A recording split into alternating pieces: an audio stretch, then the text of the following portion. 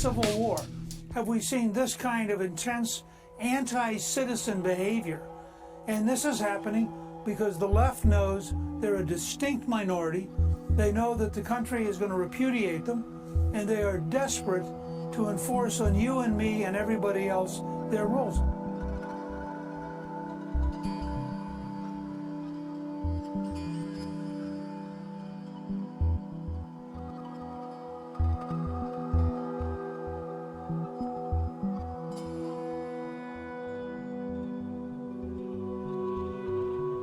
And what's beginning to happen, as you just saw in Chicago, as we saw with Southwest Airlines, people are starting to figure out there are more of us than there are of these left-wing nuts. And I think you're going to see more and more resistance on every front, not just in terms of the mandates.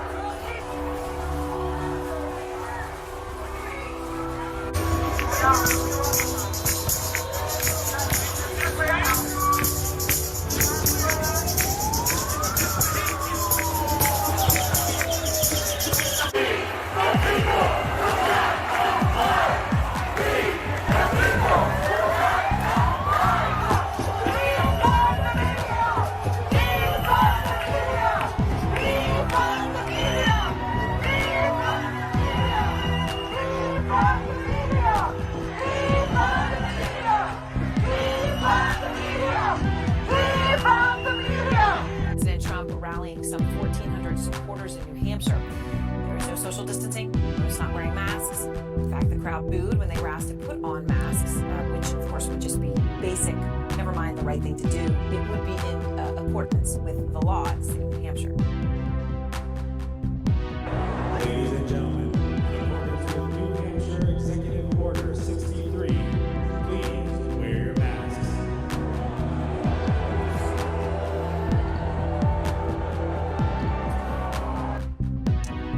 Ryan Nobles is there. And Ryan, to be clear, those supporters not wearing masks are breaking the law, right? That is the law in New Hampshire, where you are standing tonight. Tonight, President Biden announcing on November 8th the U.S. will open its borders to travelers from other countries, but only if they've been fully vaccinated. Meanwhile, here at home, COVID vaccine mandates are fueling even more showdowns nationwide. Take medical freedom! With new fears that could make already critical work shortages even worse. I guarantee you, at least half the department staying home come Saturday morning. In Chicago, thousands of police officers backed by their union are threatening not to come to work tomorrow. They're protesting the mayor's order, requiring all city employees to report their vaccination status by tonight. If those who are sworn to uphold the law act as if they're above the law, we're not going to tolerate that. That's not acceptable. It's happening as the city sees a surge in violence. Murders up over last year. The governor offering up the National Guard in case of a massive police no-show. While in Seattle, police are facing a showdown of their own. Any loss of an officer right now would be detrimental to our city's current public safety crisis. The force is required to show proof of vaccination by Monday, but so far, more than 200 officers have not complied.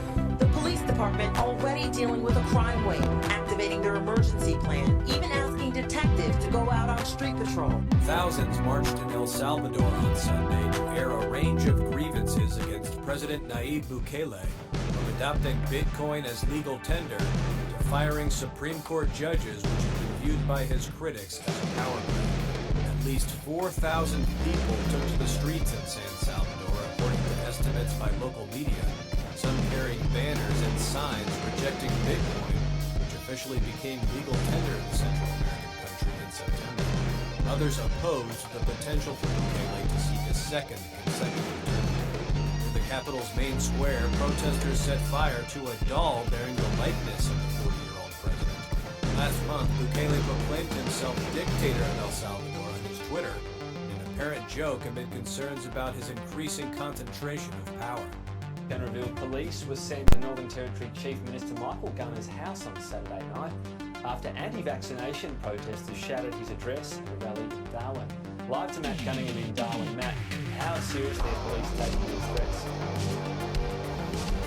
Well, pretty seriously, Tom. In fact, the Territory Response Group, which is an anti-police special tactical unit, were involved on Saturday after this incident occurred. There were about 1,000 people who attended this anti-vaccination protest in the Darwin CBD.